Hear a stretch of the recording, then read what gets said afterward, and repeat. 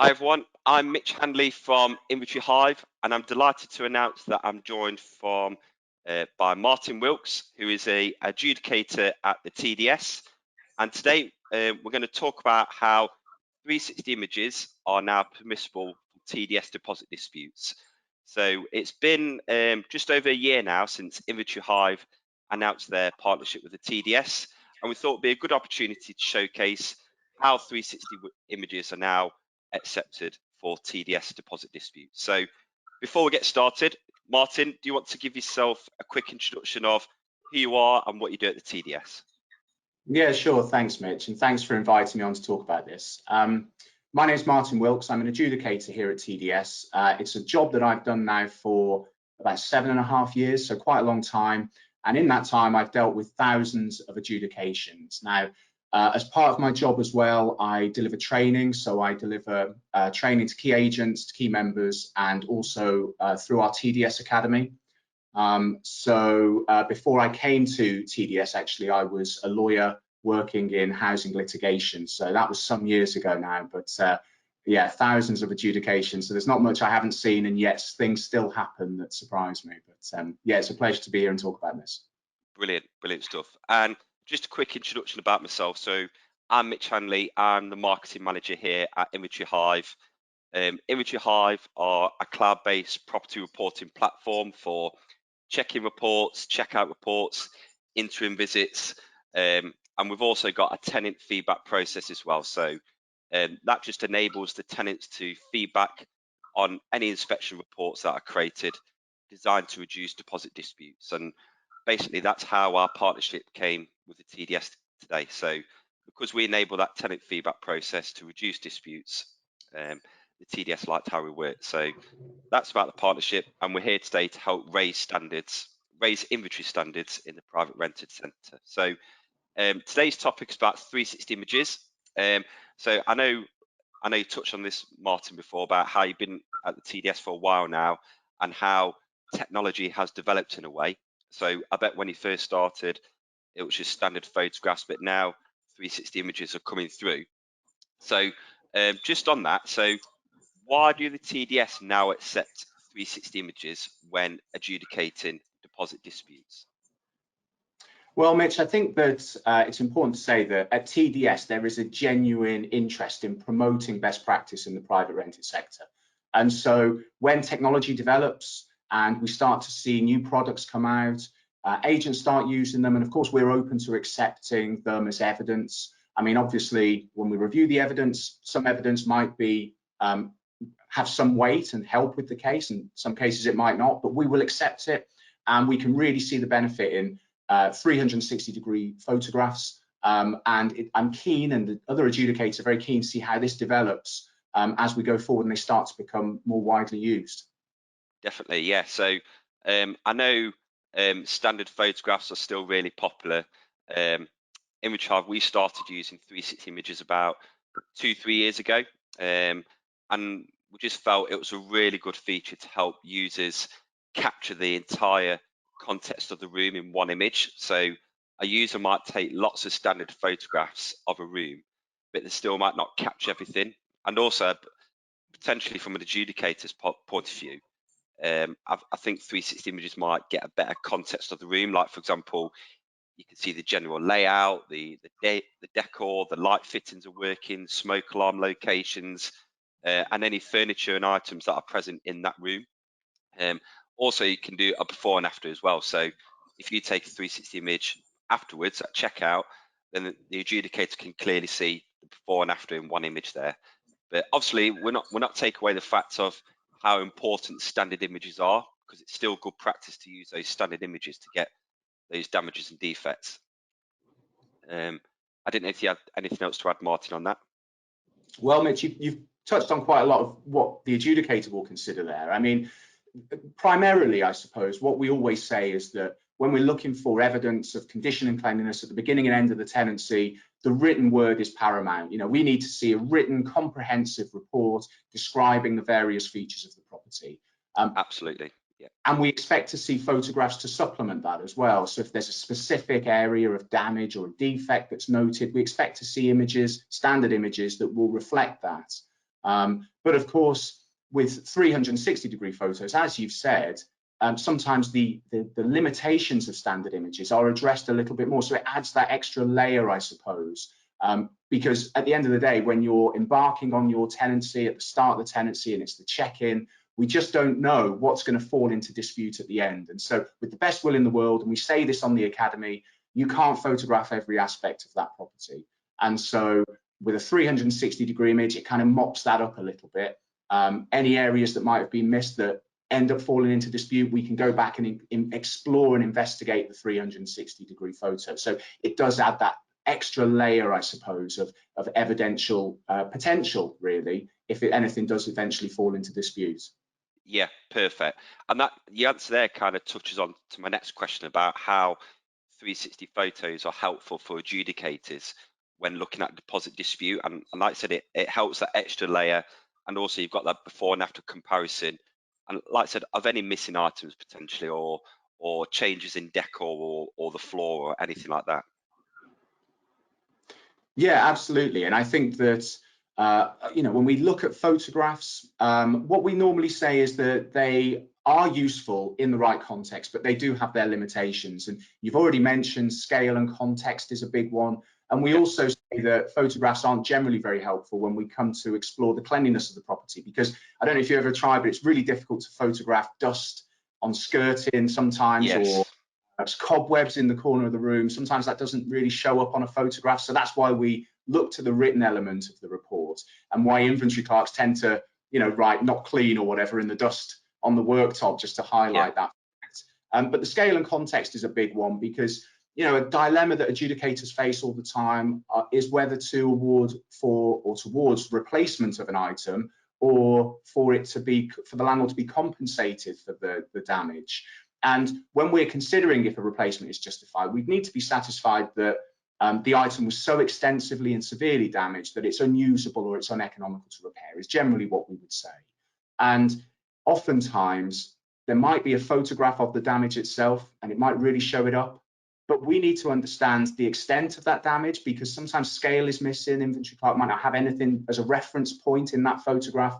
And also, if damage occurs, let's say, to a carpet and it's in the center of the room, an adjudicator is going to be more open to the idea that needs to be replaced than if it was in the corner of the room.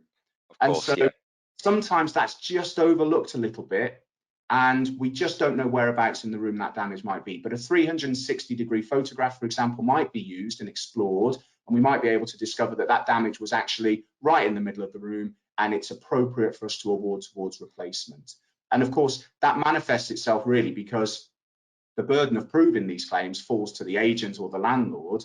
And so if we're unsure or uncertain, we have to side with the tenant. They should get the benefit of the doubt. And so it's really, important for agents and landlords to really support the claims that they're making with the appropriate evidence. And so, yeah, these 360-degree photographs add that little extra layer of backup just in case the context and scale is missed. I still think with cleaning, we're probably still going to be looking for the written word, because I don't think it's going to change that. I just think it's inherently something that's difficult to photograph, but definitely scale and context is a big one here. Perfect, lovely. My next question is, how can adjudicators view 360 images when viewing an inspection report? So before I pass this on to you, Martin, I know the TDS now, they've got is it an online portal where they can accept reports sent to them via a link, for example? And while you talk about that now, I'm just going to show an example of a 360 image on Inventory Hive. But before you go on to that, I know there's some other deposit schemes who accept reports by the post, printed out, or on a CD-ROM, for example. We've heard stories about that, but I know the TDS accept it through their online portal. So if you can explain how that works, that'd be brilliant, Martin. Yeah, and I think this is an example, really, Mitch, of how TDS do really try to innovate and promote best practice. And we do have our online portal for submitting evidence. So these documents can be uploaded. Agents and landlords are prompted, tenants are prompted to submit the relevant evidence depending on what's fallen into dispute. It's very structured and clear, and all the parties can see what's been submitted. So it's very transparent as well. And so when an adjudicator receives the report, all the parties will have had the opportunity to view it as well. So the adjudicator seeing what they can see for themselves, and we can click on the various links and we can explore these photographs in the same way that you are on the screen now. And they're genuinely really high quality. They enable us to zoom right in. And, you know, over the years, I've spent many hours, probably accumulates to, comparing photographs and having my screen split, you know, one from the start, one from the end. Invariably, they're from different angles. They're probably taken from different ends of the room. And I'm just trying to work out, and I'm perhaps counting the number of tiles or the number of bricks to try and work out the location of things in order to try and get some comparison.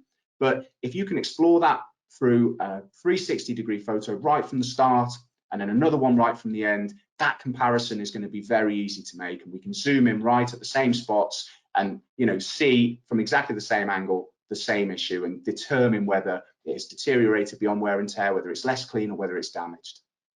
Perfect. Yeah. So absolutely spot on there, Martin. Like I said, submitting it through the portal, because with Inventory Hive, when the report's created, it will just have a link, and you can just copy that link, submit it through the portal, and then the adjudicator has everything there all through a link. Like I said, rather than through post or anything else, or even via email. Obviously, submitting stuff through email, it can easily get lost. So everything's needed there in a link, and it just gains you access to the 360 photos, as well as the entire contents of the rest of the report, and any standard photographs as well. So absolutely perfect. Thanks for that, Martin. Next question I have is, has there ever been any cases where 360 images have proved to be an important piece of evidence when deciding a deposit dispute? Yeah, I mean, these 360-degree photos are a relatively new thing. As I said, we're very open to accepting innovation and these new ideas and new technologies. So we are starting to see more and more of them come through. But of course, the number of cases where they've been relevant, I suppose, are fewer in that context. But having said that, there have been cases where the contents, in particular with missing items, sometimes perhaps they're not fully recorded at the start of the tenancy because maybe there were quite a few, and sometimes inventory clerks just are time pressured and they can't actually itemize every item. And so we end up falling into dispute, and sometimes the evidence just isn't very clear. And having that 360-degree photos in a few cases over the last couple of years have enabled the adjudicator to see clearly that item at the start of the tenancy and then realize that that item is missing, because invariably the checkout will say when something's not there. So it will note that, you know, I don't know, the ironing board was missing or whatever. But having that 360-degree photo allowed the adjudicator to explore the property, see that item that wasn't listed, and determine that it had gone missing during the tenancy. So there have been cases like that. And I imagine that, I mean, the important thing to say here is that it's having that comparison, that direct comparison. So it's important to have the 360-degree photo at the start and the one at the end, for it to carry the most weight, I suppose, and be most influential and helpful in the dispute. But I think as time progresses and we start to see more of this, they will start to prove more and more useful as we go through, and as people start to rely on them more as well, I suppose. Absolutely, yeah. Especially like with Inventory Hive, we're starting to get a lot more people who start using us, and they say they've got a 360 camera, and that's just because they create virtual tours as well. So it's likely that as time progresses, you're likely to see more disputes or more reports that get sent to you have 360 images included. So Martin, does 360 images at all ever help speed up the decision making during an adjudication process? Well, Mitch, it's at the moment, I would say probably not. I mean, as you can imagine, with adjudication, there are so many variables involved and so many cases are different. I think I said that at the start of the webinar. Every case is different, and it all turns on different evidence and the different submission that's provided. I mean, a lot of the time that we handle a dispute is taken making sure that we've got clarity in the submission, making sure we've got all the evidence that's referred to or that's necessary before it comes to an adjudication. The adjudicator will sit down and review all of that evidence, and the amount of evidence that's submitted can vary greatly. Sometimes we get 300 or 400 pieces of evidence, and sometimes maybe 3 or 4, normally the tenancy agreement, an invoice, and check-in and check-out. At the moment, I don't think it necessarily speeds up the process, but I can certainly see in the future it might. We often get, when I'm talking about 300 or 400 bits of evidence, normally that's because the agent has succumbed to the temptation to just submit every photograph they have, or the landlord has submitted every photograph they have of the property, in the hope that the adjudicator will just sift through it, and if they think it's relevant, they'll put it out. Now, we try and train agents out of that practice through our TDS Academy, and of course you can imagine it takes up a lot of time. And I think that as time progresses and these sorts of images become more mainstream and more widely used, there'll be a confidence to not rely on 300 images and instead submit the 360-degree photograph of the room.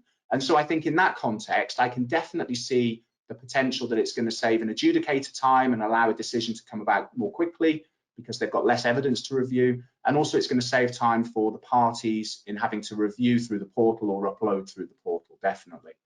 Perfect, yeah. And a really good point you made is sometimes you might receive hundreds of photos through, but a lot of those photos might be irrelevant, whereas like the 360 image might just capture that, so it might save you time in that kind of sense. But like I said, we still think standard photos are still really important in a dispute, especially when providing evidence. The last thing I wanted to touch on was, so sometimes a dispute might end up in court.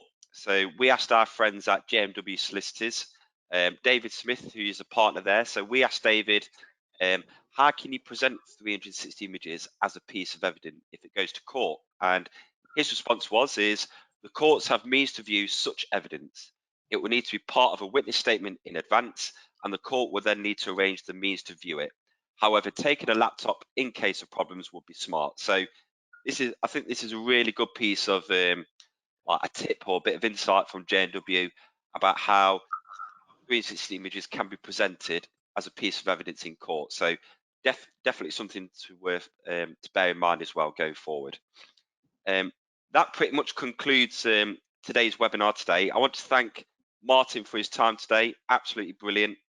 If anyone's got any further questions, if they want to get in touch with info@inventoryhive.co.uk, or they can contact the tenancy deposit schemes. All the details on the slide now. As Martin touched upon at the very start, he provides a lot of training for agents and landlords, image clerks, etc. I know Martin runs quite a few sessions, so if I just jump to one of the websites, 1 second. So I really strongly advise visiting the booking page on the TDS, where you can book in for some adjudication training. So you've got your foundation courses, you've got, I'm just trying to find it now, just bear 1 second. You've got your foundation courses, here we are. If I visit the booking page. So you've got the foundation courses, you've got your adjudication workshop, which are live sessions, I understand, Martin, is that correct? They are currently, yeah, absolutely. Yeah. So loads of Lovely. questions and answers, great opportunity to get some discussion going. Perfect. And then Inventory Hive and the TDS run some on-demand courses here about pre-tenancy activity, inventory and check-in, and midterm and end of tenancy as well. So if you book onto these courses, complete them all, you'll also gain your TDS Academy Adjudication badge as well. So yeah, so that concludes today's webinar. Any questions, please do not hesitate to get in touch. And thanks for Martin for your time today. Is there anything else you want to add before we leave, Martin? No, that's great. Thanks, Mitch. Thanks for your time. And yeah, hopefully we can help out by explaining this new product. Perfect. Thanks for your time. Cheers, guys. Thank you. See you later. See ya.